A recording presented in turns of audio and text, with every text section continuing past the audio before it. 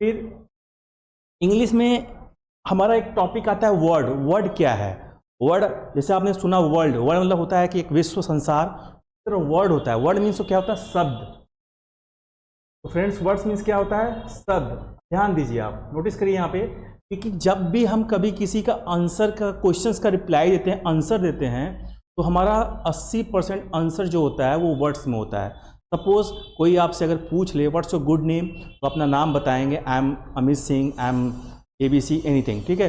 अगर कोई आपसे पूछे वेयर आर यू फ्रॉम, आप कहाँ से हो, तो आप बता सकते हो I am from Varanasi, I am from Delhi, I am from Mumbai. Suppose कर लो कोई आपसे कहे what is the professions of your parents, तो आप एक एग्जांपल ये भी देते हो, इज अ बिजनेस, आप कहते हो बिजनेसमैन, सर्विसमैन, ये भी आंसर आपका वर्ड्स में होता है।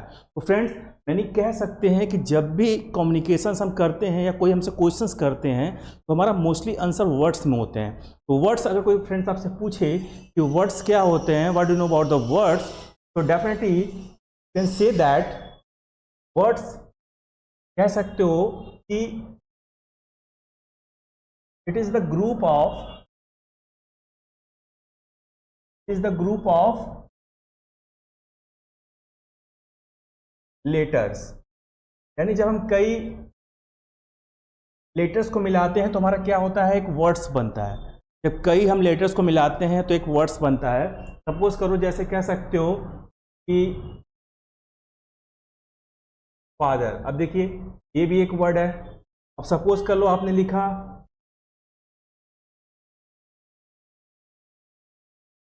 सुनीता सिंह, ये भी एक वर्ड है। अगर आपने किसी पूछा व्हाट्स योर नेम, तो आपने बोला सुनीता सिंह, ये भी एक क्या है? वर्ड्स है। हमारा ज़्यादातर आंसर किस में होते हैं फ्रेंड्स? वर्ड्स में होते हैं। फिर हम आगे बढ़ते हैं सेंटेंस के बारे में। अगर आपसे कोई पूछे what the means of sentence and what do you know about the sentence, sentence क्या होते हैं? तो दोस्तों सेंटेंस जो होते हैं, अब देखो जैसे कैरेक्टर थे, कैरेक्टर को हम कम्बिनेशन कर रहे, क्या बना? मेरा वर्ड्स बना। अब जब हम वर्ड को कंबाइन करेंगे यानी तो क्या बनेगा? हमारा सेंटेंस बनेगा। यानी कह सकते हैं कि it is the group of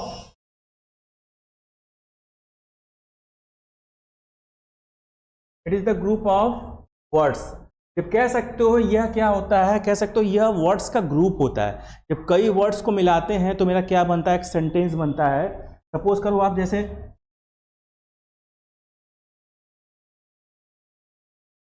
I am study now, यानी कह रहा है आई एम स्टडिंग नाउ, मैं भी पढ़ रहा हूं। तो दोस्तों ध्यान दीजिए, अब जब कभी किसी चीज को आप एक्सप्लेन करते हो तो किसमें करते हो? सेंटेंस वाइज करते हो। जब कोई चीज एक्सप्लेन करते हो तो क्या करते हो? सेंटेंस वाइज करते हो। अभी आपने कहा, मैंने कहा रिप्लाई हम जब किसी चीज़ का देते हैं, किसी के क्वेश्चंस का देते हैं, तो हम उसको वर्ड्स में मोस्टली देते हैं। लेकिन जब उसी सेंटेंस को, क्वेश्चंस को हम एक्सप्लेन करके बोलते हैं, उसे हम किस में करते हैं? सेंटेंस वाइज करते हैं। दोस्तों सेंटेंस वाइज भी हमारे कई कैटेगरीज के होते हैं, ध्यान दीजिएगा। सेंटेंस वाइज, अब देखिए इसमें कई वर्ड्स मिले हुए हैं जो बना रहे हैं हमारे क्या को? सेंटेंस को बना रहे हैं। तो फ्रेंड्स सेंटेंस भी कई तरह के होते हैं। मोस्टली कह सकते हैं कि जनरल कम्युनिकेशन में हम 4 तरह के सेंटेंस को यूज करते हैं। जनरल जैसे हम कम्युनिकेट कर रहे हैं या बातचीत कर रहे हैं तो उसमें हम क्या करते हैं? मोस्टली 4 तरह के सेंटेंस को यूज करते हैं जो हमारे, देखिए ये दिया हुआ है। पहला होता है अफर्मेटिव सेंटेंस, अफर्मेटिव सेंटेंस। दूसरे होते हैं हमारे निगेटिव सेंटेंस। थर्ड होते हैं हमारे interrogative sentence.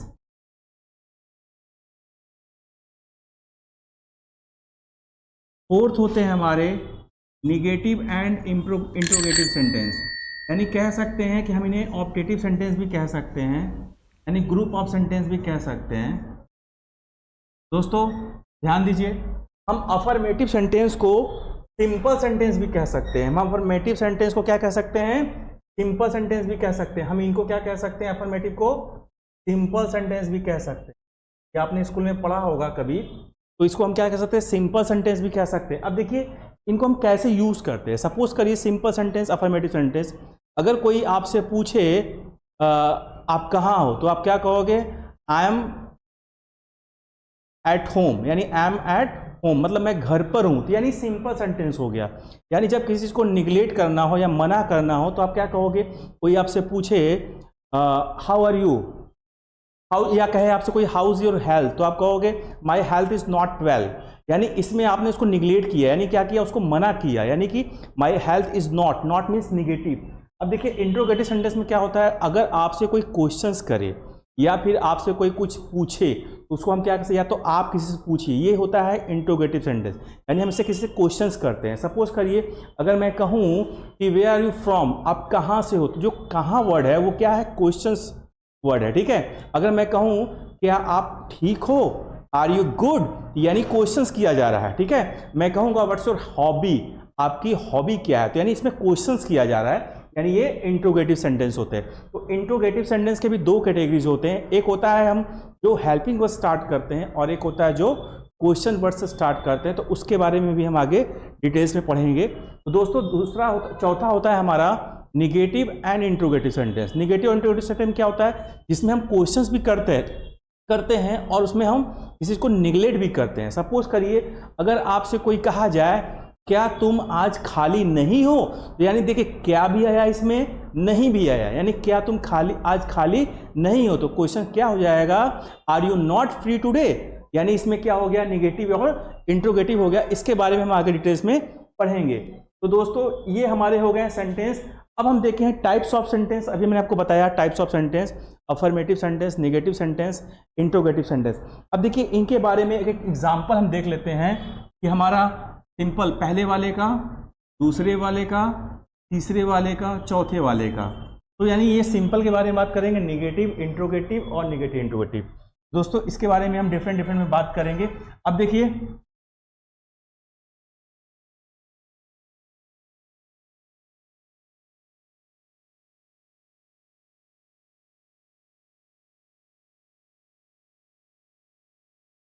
I am available here, यानी मैं यहाँ मौजूद हूँ, यानी हो गया सिंपल सेंटेंस। अब निगेटिव सेंटेंस बनाना हो हमको, तो निगेटिव के लिए क्या करेंगे,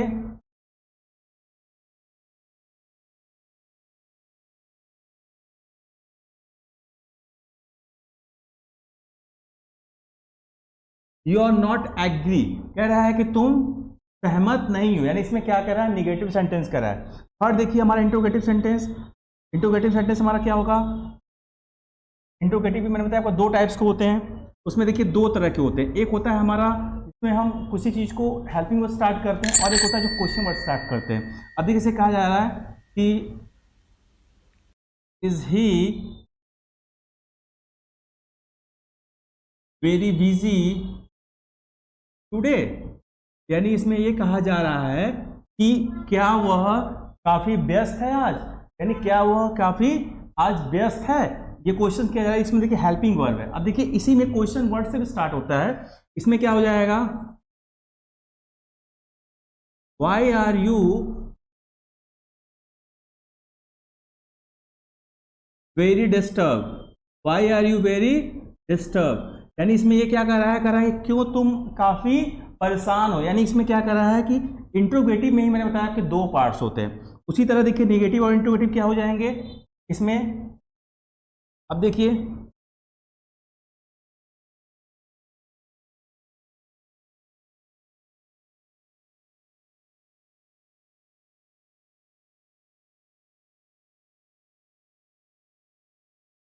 are you not fine today, यानी कह रहा है क्या तुम आज ठीक नहीं हो। अब देखिए इसमें भी क्या हो सकता है, नेगेटिव इंट्रोगेटिव हो जाएंगे। इसमें भी सेकंड क्वेश्चन वर्ड यूज कर सकते हैं आप। अब देखिए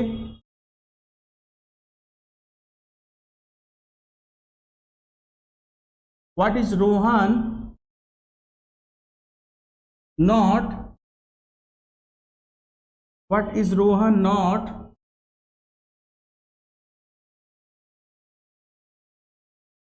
ग्रीडी, मीन्स कह रहा है कि क्या, मतलब कह रहा है रोहन क्या लालची नहीं है, यानी इसमें क्या हो जाएगा दोस्तों हमारा नेगेटिव और इंट्रोगेटिव सेंटेंस हो जाएंगे। अब हम आते हैं कुछ चीज़ों के बारे में और पढ़ते हैं। अब देखिए ये हमारे देखिए सेंटेंस है जैसे दिया गया है कुछ, दे आर रिक्वेस्टिंग अस, मतलब वे हमसे निवेदन कर रहे हैं। देखिए दोस्तों, हमें इंग्लिश बोलने के लिए, इंग्लिश को समझने के लिए सबसे पहले हमें सेंटेंस को स्टैंड करने आने चाहिए, यानी हमें उसको पुट करने आने चाहिए। यानी अगर हम सेंटेंस को पुट करने आएगा तो हम इंग्लिश को भी इजीली क्या कर सकते हैं, बोल सकते हैं। जैसे कह रहा है कि दे आर रिक्वेस्टिंग अस, यानी वे हमसे निवेदन कर रहे हैं, वो हमसे। देखिए इसमें जो ये मेन सब्जेक्ट्स होता है, हमको सब्जेक्ट्स आने चाहिए। कभी भी आप इंग्लिश बोलते समय अगर आपके पास सब्जेक्ट्स हो तभी आप उसको स्टार्ट कर सकते हैं। यानी हम किसके लिए बोल रहे हैं, किसके फेवर में बोल रहे हैं, ये हमको पता होना चाहिए। दूसरी चीज़ क्या है, हेल्पिंग वर्ब। हेल्पिंग वर्ब की कुछ हमें नॉलेज होनी चाहिए, जो हमारे रिप्रेजेंट करता है टेंस को। हेल्पिंग वर्ब क्या करता है, हमारे टेंस को रिप्रेजेंट कर रहा है कि उसको हम प्रेजेंट में बोल रहे हैं कि पास्ट में बोल रहे हैं कि फ्यूचर में बोल रहे हैं। मेन वर्ब, मेन वर्ब हमको पता होना चाहिए। वर्ब के देखिए कई फॉर्म होते हैं, first form, second form, third form, fourth form.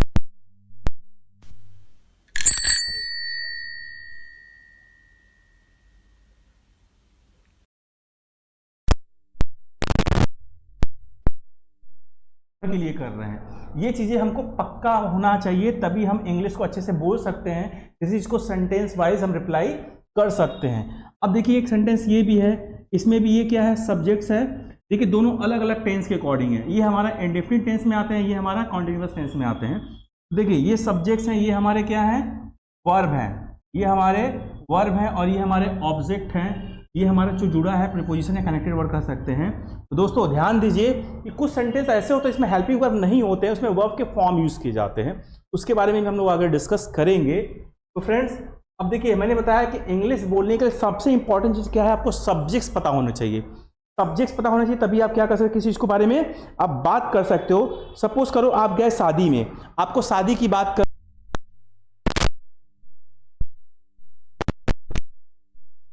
सकते हैं। तो दोस्तों सब्जेक्ट्स भी जो होते हैं हमारे दो टाइप्स के होते हैं। देखिए सब्जेक्ट्स हमारे दो टाइप्स के होते हैं, एक होते हैं हमारे सिंगुलर, ये आपको पता होना चाहिए, एक होते हैं हमारे प्लूरल। प्लूरल सिंगुलर में देखिए क्या होते हैं हमारे, ही, सी, इट, दिस, दैट, यानी हम इसका मतलब वह, इसका भी मतलब होता है वह, इसका भी मतलब होता है, इसका होता है यह, इसका भी मतलब होता है वह। देखिए हम इसका यूज करते हैं किसी मेल के साथ, किसी मेल, मेल मतलब होता है किसी का नाम, यानी कोई एनिमल भी अगर वो मेल में आ रहा है तो उसका भी यूज करेंगे। ये हम यूज करते हैं फीमेल के साथ, और ये हम यूज करते हैं ऑल के साथ, यह का यूज, और ये हम करते हैं थिंग्स के साथ। थिंग्स यानी किसी वस्तु के साथ हम इसका यूज करते हैं। और उसके बाद फ्रेंड्स ध्यान दीजिए कि जैसे आपने नाउन, किसी पर्सन का नेम, किसी पर्सन का नेम, प्लेस, एनिमल, और किसी थिंग्स को भी क्या कहते हैं, नाउन कहते हैं। यानी किसी पर्सन का नाम भी जैसे कह सकते हैं, जैसे हमने लिख दिया राम, सीता, डॉग। अब देखिए एनिमल, ठीक है, बॉय। अब देखो कोई थिंग यानी वस्तु, जैसे चेयर, चाइल्ड, दिल्ली, ये सब भी क्या होते हैं, हमारे सिंगुलर होते हैं। यानी कह सकते हैं किसी पर्सन का नाम, वस्तु का नाम, जगह का नाम, और किसी जानवर का नाम भी क्या होता है, सिंगुलर हो सकता है। उसी तरह प्लूरल में देखिए क्या क्या है दोस्तों, आई मीन्स मैं। अगर कोई आपसे पूछे कि आई क्या है, सिंगुलर है कि प्लूरल है, तो आप कह सकते हैं I always be plural but in past tense with was ना। कह सकते हैं कि हमेशा पास्ट टेंस में बस क्या है कि वाज के साथ ये आई यूज होता है, बाकी जगह ये प्लूरल है। अब देखिए आई मतलब होता है मैं, यू मीन्स तुम और आप, तुम या आप, बी मतलब हम या हम लोग, हम या हम लोग, दे मतलब वे या वे लोग, दीज मतलब ये या ये लोग, दोज मतलब वो या वो लोग। ये ध्यान दीजिएगा। अब देखिए दीज मतलब होता है कि किसी नजदीक वाले लोगों के लिए दीज यूज करते हैं, और दूर के लोगों के लिए क्या करते हैं, दोज यूज कर सकते हैं। जैसे कह सकते हैं कि ये महिलाएं यानी हम बात कर रहे हैं कि यानी हम इनको देख रहे हैं, यानी दीज लेडीज। अब देखिए, अब कहा जाए वो महिलाएं यानी कह सकते हैं कि दोज लेडीज। तो यह ध्यान दीजिए, ये हमारे सिंगुलर हो गए और भी प्लूरल हो गए। और प्लूरल में कुछ ऐसी चीजें भी हैं जो भी क्या होती हैं, वो प्लूरल में आती। जैसे मान लीजिए 2 पर्सन का नाम हमारा प्लूरल होता है, जैसे कह सकते हैं राम एंड श्याम, ये भी हमारा प्लूरल है। इसको आप लिख सकते हैं राम एंड श्याम, हमने ऊपर लिख देना है, देख लीजिए आप लोग, राम एंड श्याम, यहाँ पे आप देख लीजिए, लिख दे रहा हूं राम एंड श्याम।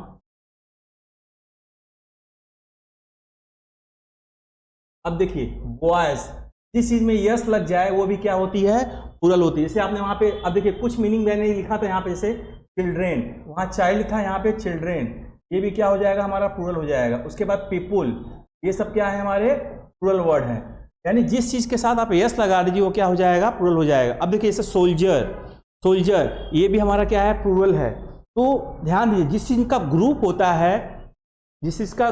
होता है उसको हम क्या कह सकते हैं, प्लूरल कह सकते हैं। तो ये हमारे सिंगुलर और प्लूरल के बारे में है। अब दोस्तों हम ध्यान बेसिक टेंस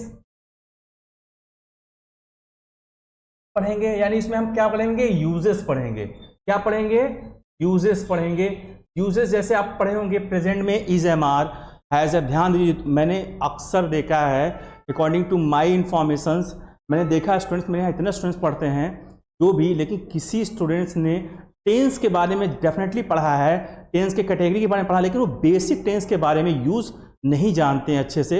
आपको पता है हर इंसान के लाइफ में किसी भी चीज़ को सीखने के लिए बेसिक का इंफॉर्मेशन नॉलेज होना बहुत कंपलसरी है, क्योंकि आप टफ पढ़ के किसी चीज़ को सॉर्ट आउट नहीं कर सकते हो। आपको बेसिक्स नॉलेज है तो टफ को ऑटोमेटिकली आप सीख सकते हो, लर्न कर सकते हो, बट बेसिक्स का नॉलेज होना बहुत जरूरी है। तो नेक्स्ट वीडियो में हम आपसे डिस्कस करेंगे बेसिक टेंस के बारे में, सिर्फ यूजेस के बारे में, जो हम विदाउट वर्ब पढ़ेंगे।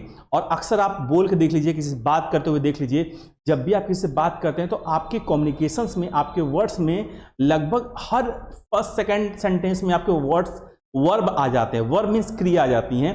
तो हम जितना वर्ब्स को अवॉइड करेंगे उतनी हमारी कम्युनिकेशन, उतना हमारा फ्लो और जो हमारी फ्रिक्वेंसी है उतना क्या होगा, स्ट्रांग होगा। तो friends, let's we will discuss about the next class to the basic tense. Thank you and like, share and support to the our channel.